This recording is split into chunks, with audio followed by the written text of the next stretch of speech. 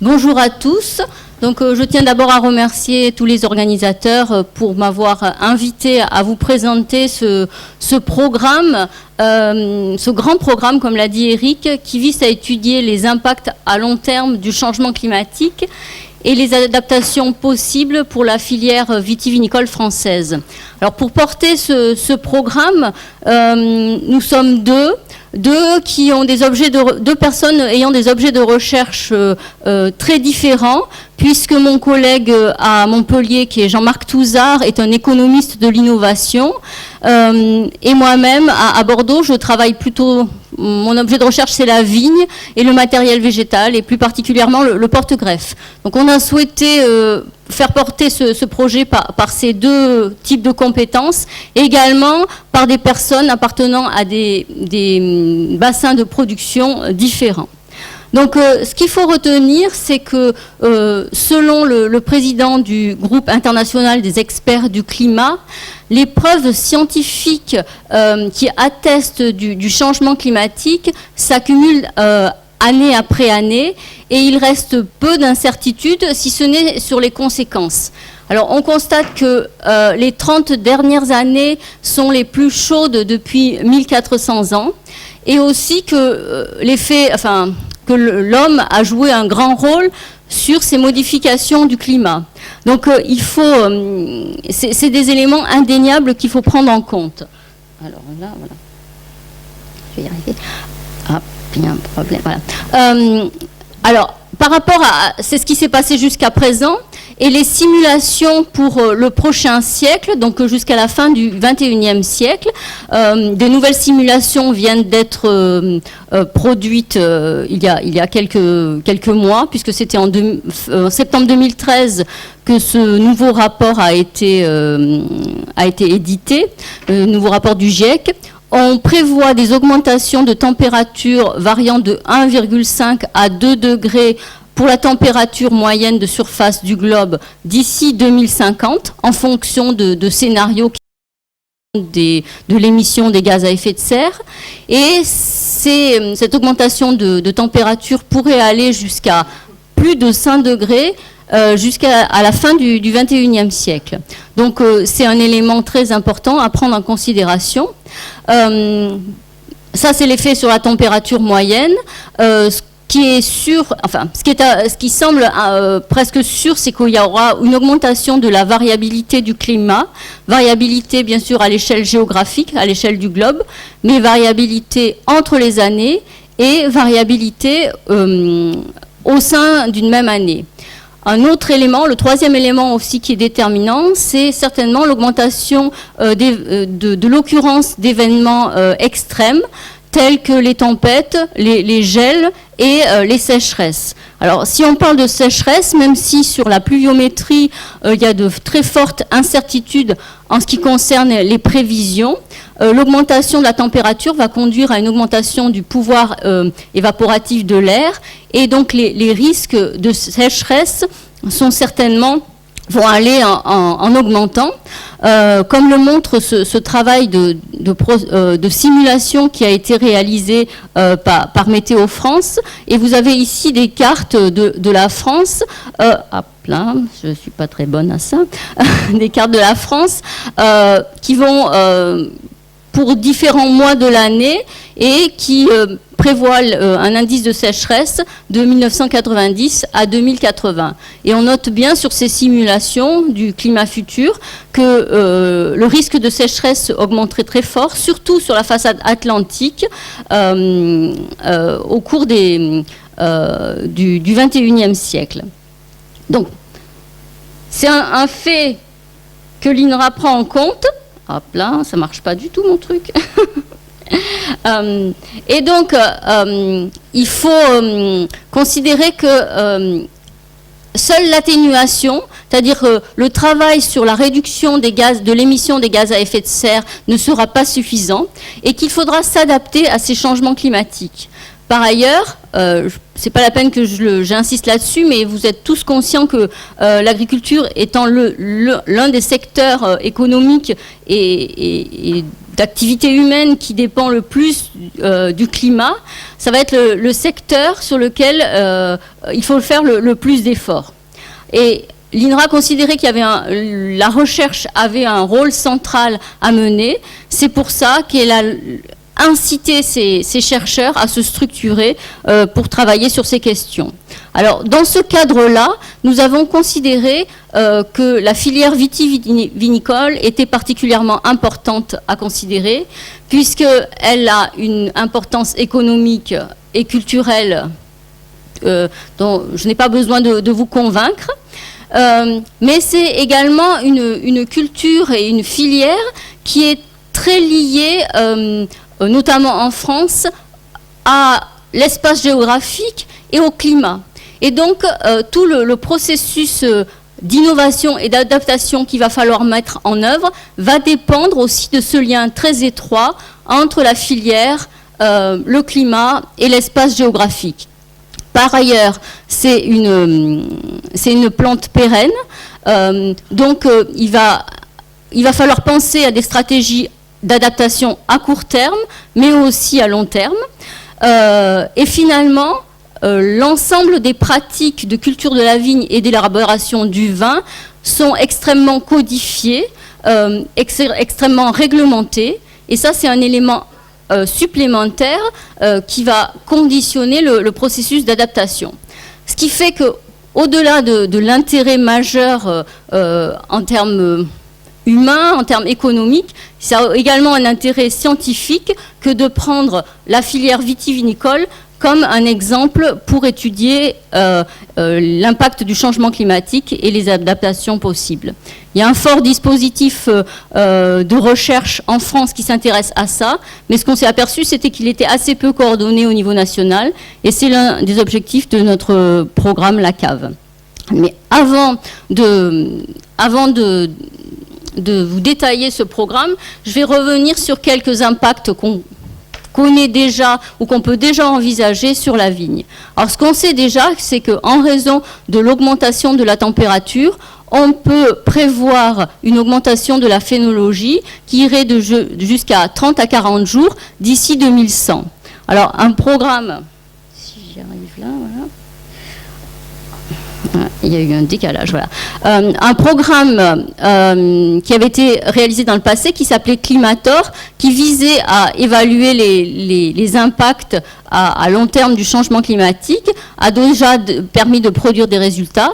Et vous voyez ici sur ces courbes l'évolution simulée des dates de floraison et des dates de véraison pour le merlot, dans 4 régions françaises qui sont le sud-est, le bordelais, la région du Bourgogne et la région de Toulouse. Et on voit que pour toutes les régions, on a un raccourcissement, une avancée de la précocité, que ça soit en termes de floraison ou de véraison, qui peut aller jusqu'à, on va dire, 40 jours. Alors voilà, je pense qu'il y a un décalage dans mes... Il y a carrément vraiment un gros décalage. Par ailleurs, le confort hydrique sera réduit, notamment après 2050. On peut penser que jusqu'à 2050, mais ça dépend encore des régions et des potentiels de production, il y aura moins d'effet sur le confort hydrique, mais par la suite, comme je vous l'ai montré avec les cartes d'indice de sécheresse, le risque peut devenir très important. Lié aux évolutions du climat, et du cycle des microéléments, il y aura certainement des conséquences sur la nutrition minérale qu'il faudra prendre en compte. Par ailleurs, le fait d'augmenter la précocité, on va placer la maturation dans une période plus chaude, ce qui va conduire à une combinaison d'effets. Le climat sera généralement plus chaud et en plus la maturation aura lieu pendant une période plus estivale, ce qui laisse penser qu'on peut avoir jusqu'à 6 à 8 degrés de plus pendant la maturation. Alors ça va avoir des conséquences très importantes sur tout ce qui est élaboration des composantes de la qualité, des composés primaires comme les sucres, les acides organiques, mais tout ce qui est lié aux composés aromatiques et aux composés polyphénoliques. Donc je vais pas rentrer dans les détails, mais ça a des impacts majeurs. Et ensuite, quelque chose qu'on oublie souvent, mais qui à mon avis est déterminant, on l'oublie souvent parce qu'en fait on a très peu de connaissances déjà sur le sujet, c'est qu'il y aura une modification certaine des interactions plantes pathogènes en raison des modifications des effets du climat à la fois sur le pathogène et sur la plante, mais aussi de l'interaction entre les deux. Donc il va y avoir des évolutions en matière parasitaire, mais elles sont très difficiles à simuler et à prévoir. Donc dans ce cadre-là, les objectifs définis pour le projet LACAV ont été d'explorer à long terme les impacts du changement climatique sur la culture de la vigne et la production de vin. Ensuite, de rassembler et aussi de construire le savoir nécessaire pour développer des innovations. De proposer des stratégies d'adaptation globales, pas seulement à l'échelle nationale, mais des stratégies qui seraient adaptées à chaque vignoble. Et puis finalement, c'est unifier et structurer l'offre de recherche française sur ces questions. Donc spécifiquement, l'idée ça a été de construire un réseau scientifique à partir de tous les laboratoires en France, d'abord INRA et puis universitaires qui travaillent sur ces questions, d'appuyer quelques études stratégiques qui nous a semblé déterminantes sur différents aspects, mais c'est un projet tellement de grande ampleur que toutes les questions ne peuvent pas être traitées avec le même niveau. Également réaliser un travail de prospective sur les stratégies d'adaptation qui ensuite peuvent être déclinées au niveau régional et les acteurs régionaux peuvent s'en saisir pour essayer d'avoir une vision de ce que peut être l'impact du changement climatique dans leur vignoble et envisager des adaptations possibles.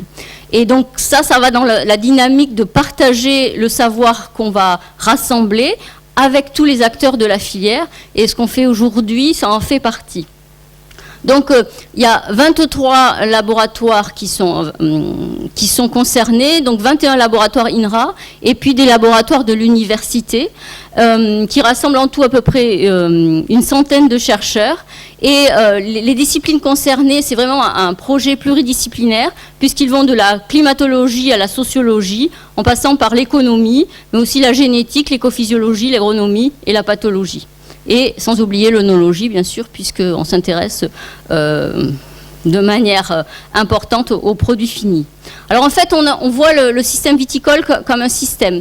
À partir des paramètres du climat qui sont censés être modifiés, qui sont principalement la teneur en CO2, mais également la température moyenne, le régime des pluies, et aussi la variabilité des événements extrêmes, mais que c'est en considérant que ces paramètres ne vont pas être affectés de la même manière aux échelles locales, que ce soit la petite région ou même à l'intérieur d'une région dans des terroirs ou des paysages différents, on peut proposer des scénarios climatiques à l'échelle des terroirs viticoles.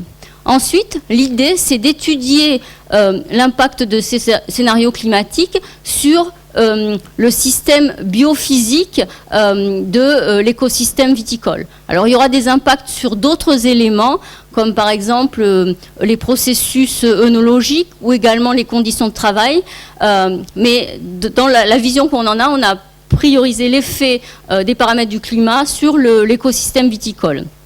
Alors, ces effets sur l'écosystème viticole, ils vont avoir des conséquences en termes d'agrosystème et des processus également de vinification et de mise en valeur du vin, de mise en marché des vins.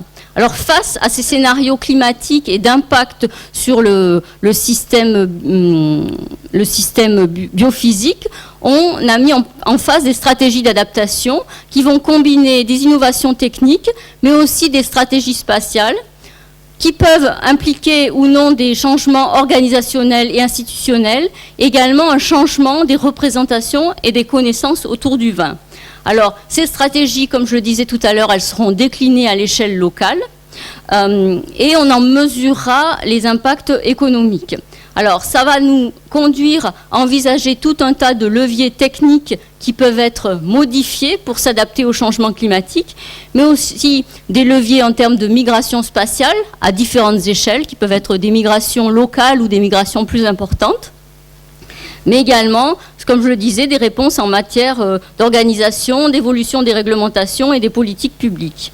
Et enfin, on est obligé de tenir compte, et c'est un élément clé, de la perception qu'ont les acteurs et les consommateurs du changement climatique, et également de la capacité d'adaptation des acteurs et des consommateurs. Donc voilà notre vision du système.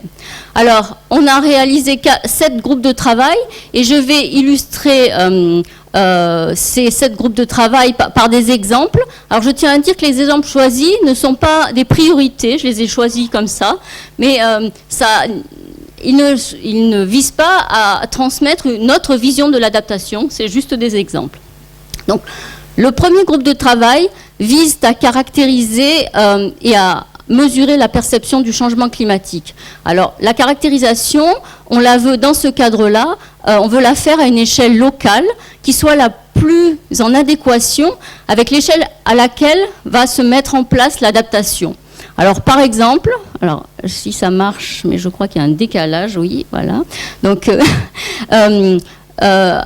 une des activités de recherche très importantes réalisées dans le cadre de ce groupe de travail, c'est de modéliser le climat à l'échelle locale, soit à l'échelle d'une petite région viticole, soit même d'une propriété, pour mesurer la variabilité du climat, notamment en termes de température, qui est très liée à des aspects topographiques ou de paysage local. Et donc, si on modélise la variabilité du climat, on peut utiliser cette modélisation pour simuler ce que sera le climat d'ici 50 ou 75 ans, par exemple, à cette échelle-là, et envisager des stratégies d'adaptation à cette échelle-là. Donc, si je reviens en arrière, ça ne va pas marcher, voilà. Hop, là. Je vais revenir en arrière comme ça. Voilà. Le deuxième groupe de travail, c'est un groupe de travail qui est centré plutôt sur la vigne et qui vise à étudier les bases physiologiques et génétiques de l'adaptation de la plante. Alors, dans ce groupe de travail, il y a tout un ensemble de travaux qui visent à comprendre les mécanismes d'adaptation, notamment d'adaptation à la sécheresse, pour les cépages et pour les porte-greffes, mais aussi les mécanismes de réponse à la température, parce que c'est un élément déterminant de l'impact du changement climatique. Et cet impact des températures, c'est pas seulement au niveau de la phénologie, mais c'est surtout au niveau des composantes de la maturation. Et c'est aussi important de la comprendre à différents stades du cycle de la plante. Le troisième groupe de travail se concentre sur les innovations techniques en considérant plusieurs types d'innovations possibles et avec ces différents types aussi de considérer l'échelle de temps avec laquelle on peut les mettre en œuvre. Donc il y a tout ce qui concerne l'innovation en matière d'œnologie et on voit bien que c'est des innovations qui permettent de répondre à court terme et qui permettent aussi de répondre à des variabilités interannuelles du climat. Il y a tout ce qui concerne les pratiques à la vigne, les systèmes de culture, les systèmes de conduite et dans ce cadre-là, l'irrigation. Donc en fait, il y a un groupe de travail qui est notamment autour de l'INRA de Pêche Rouge, qui travaille sur des trajectoires d'état hydrique du vignoble en fonction de l'objectif de qualité recherché. Et donc, cette manière de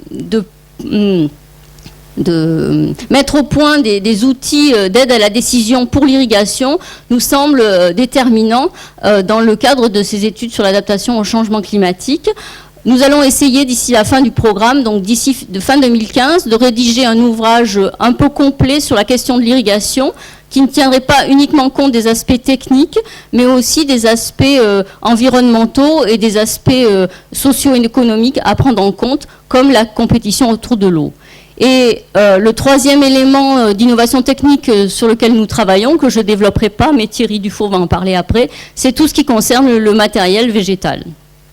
Le quatrième groupe de travail vise à appliquer ces innovations à l'échelle du territoire. Donc soit à l'échelle des terroirs viticoles, soit à l'échelle de bassins versants, par exemple. Et en fait, on a 2 sites d'études qui sont le Val-de-Loire, avec des sous-zones autour du coteau du Layon, et puis le bassin versant de Rougeant, dans le Languedoc-Roussillon, où là, des équipes de chercheurs visent à étudier l'impact environnemental de modification des pratiques et donc des adaptations possibles de mesurer notamment en termes de bilan hydrique ce à quoi peuvent conduire certaines modifications des pratiques culturales.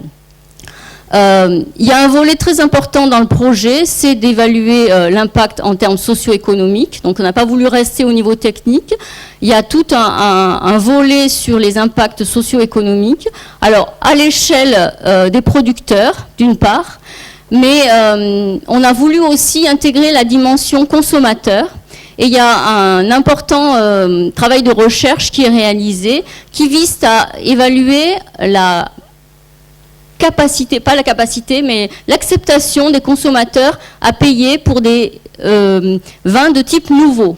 Donc en fait, on a réfléchi à ce que peuvent être des vins changement climatique, entre guillemets, et il y a tout un travail qui est réalisé en combinaison entre des œnologues, des spécialistes de l'analyse organoleptique et des économistes pour évaluer quels sont les critères intrinsèques et extrinsèques liés au vin qui vont conduire le consommateur à décider s'il est prêt à payer ou pas. Et donc c'est très original parce que ça peut permettre d'identifier quels sont les éléments les plus déterminants pour le consommateur pour acheter un vin précis.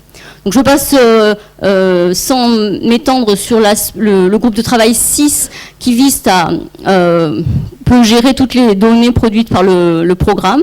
Et je finirai par présenter le 7e groupe de travail qui vise à produire des scénarios stratégiques de l'adaptation afin de construire un cadre qui permet à la fois aux chercheurs qui travaillent dans le cadre du projet, mais également aux professionnels, de faire un cadre de réflexion pour se dire dans quelle stratégie, dans quelle direction on veut aller en matière d'adaptation vis-à-vis du changement climatique. Est-ce qu'on veut changer le moins possible? Est-ce qu'on veut admettre un certain niveau d'innovation technique? Est-ce qu'on veut, au-delà des innovations techniques, envisager des migrations du vignoble qui peuvent être réduites, mais qui peuvent être également plus importantes, et ça dépend vraiment de l'objectif de production et des acteurs considérés. Ou est-ce qu'on veut être dans un système complètement libéral, comme dans d'autres pays viticoles, où on peut utiliser n'importe quelle technique dans n'importe quel lieu pour produire du vin? Donc ces différents grands scénarios vont être déclinés et ensuite vont être confrontés à la perception qu'en ont les professionnels pour faire avancer la réflexion et essayer de mettre en place des travaux sur les priorités en termes d'adaptation. Donc, pour terminer, je voudrais dire qu'en fait, nous, on n'a pas du tout une approche dramatique ou pessimiste de la question du changement climatique. Certains voudraient voir ça comme un drame. Alors, la viticulture, elle est très ancienne, elle s'est toujours adaptée. Ce qui est un petit peu plus préoccupant, c'est que ça va... Les prévisions faites disent que ça va aller plus vite, donc il faut être réactif. Mais pour nous, on voit ça plutôt comme quelque chose de positif. Alors, c'est positif aussi pour la dynamique que ça met en œuvre, parce que c'est se poser des questions sur les conditions de production, à la fois en termes techniques, mais organisationnels. Dans quel cadre on veut valoriser les vins français.